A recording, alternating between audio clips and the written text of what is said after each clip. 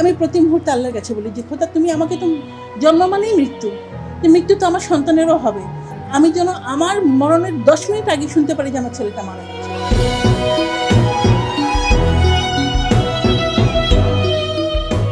মহান আল্লাহ দুনিয়াতে এরকম কিছু শিশু পাঠান, স্পেশাল টাইপের কিছু শিশু পাঠান মা বাবার করে, যেটা পরীক্ষা করার জন্য পাঠান যে মা বাবা তাকে কিভাবে টেক কেয়ার করে।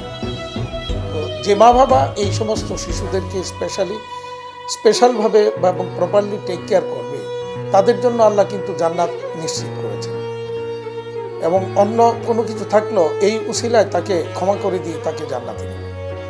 এখন আপনাদের প্রমতে যে মা বলছিলেন যে তার মৃত্যুর 10 মিনিট আগে যেন ওই বাচ্চাটা যেন সে যেন দুনিয়া থেকে বিদায় নেয়, সে যেন দেখে যেতে পারে। কারণ সে ভাবছিল যে তার মৃত্যুর পর হয়তো এই বাচ্চাটাকে টেক কেয়ার করবে না কেউ।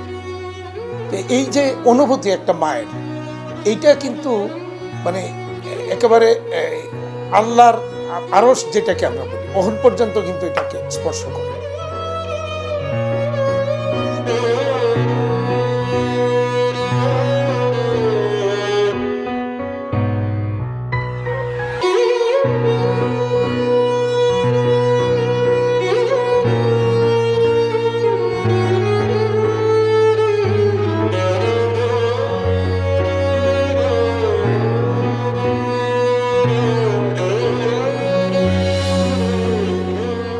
এটা একটা বিশাল উদ্যোগ আপনারা নিয়েছেন, সমাজে এটা একটা বিশাল বার্তা যাবে এবং স্পেশাল মানুষের জন্য, আর ওই স্পেশাল মানুষগুলিকে, স্পেশাল বাচ্চাগুলিকে যারা টেক কেয়ার করে তাদের জন্য একটা বিশাল বার্তা যাবে যে তাদের পাশে দেশ আছে, তাদের পাশে কিছু মানুষ আছে, সমাজ তাদের পাশে আছে। এটা এটি নিউজ একটা বিশাল দায়িত্ব পালন করছে বলে আমরা মনে করছি।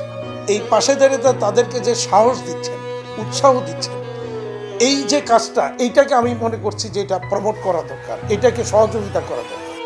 এবং একই সাথে এই জায়গাতে আমরা মহান সৃষ্টিকর্তার সন্তুষ্টিটা আমরা আমাদের উদ্দেশ্য, যে আমরাও এই এর সাথে একটু সম্পৃক্ত হয়ে আল্লাহর সন্তুষ্টির জায়গাটাতে আমরা একটু শরীক হলাম। আমি মনে করি সমাজের যারা বিত্তশালী যারা আছেন এবং বিভিন্ন বড় বড় কর্পোরেট কালচারের অফিস যারা আছেন, তাদেরকেও এই সমস্ত জায়গাগুলিতে এগিয়ে আসা উচিত।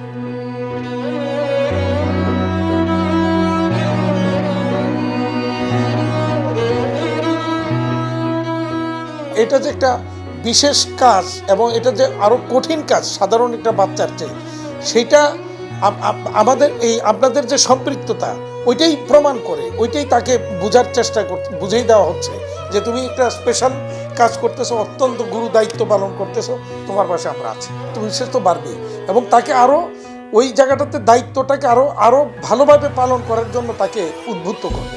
অনেক কঠিন এরকম একটা বাচ্চাকে সাথে বহন করা, ক্যারি করা, নিয়ে ইচ্ছা করলে কিন্তু সবসময় সব জায়গায় যেতে পারে না। আমরা এমনি সাধারণ মানুষ যেমন ফ্রিকুয়েন্টলি আজকে এখানে ঘুরতে গেল, কালকে ওখানে ঘুরতে গেল, এরা কিন্তু সেটা পারে না। ওই মা বাবা কিন্তু এটা পারে না, এই বাচ্চাটাকে ফেলে রেখে বা সাথে নিয়ে এইভাবে সবসময় ঘুরতে পারে না।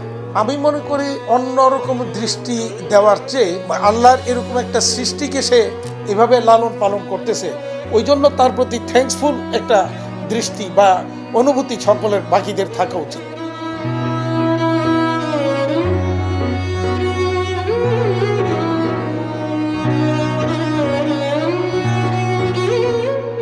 সরকারের পাশাপাশি যারা সমাজের ধনাঢ্য ব্যক্তি আছেন তাদেরও এগিয়ে এসে এরকম কিছু ইনস্টিটিউট করা দরকার। যেমন আমরা স্কুল, কলেজ, মাদ্রাসা অনেক কিছু করি, সেক্ষেত্রে এই ধরনের বাচ্চাদের জন্য একটা কিছু উদ্যোগ আমার মনে নেওয়া যেতে পারে।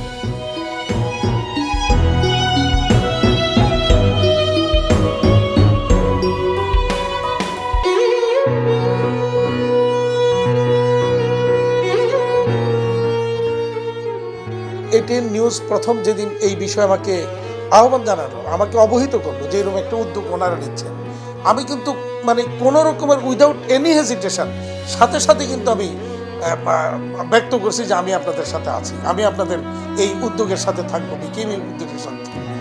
এবং আমি কিন্তু বিন্দুমাত্র বিলম্ব করিনি, আমি এই কারণ আমি মনে করেছি যে এটা একটা অত্যন্ত ভালো উদ্যোগ এটিএন নিউজ নিয়েছে।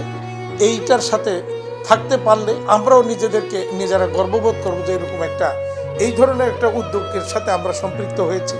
এবং এটা দুইটা জিনিস, একটা হচ্ছে যে ওই মাদেরকে বাচ্চাদেরকে এনকারেজ করা, পাশাপাশি ওই যে বললাম মহান আল্লাহর সন্তুষ্টি অর্জন করা, এই দুইটাই আমাদের টার্গেট।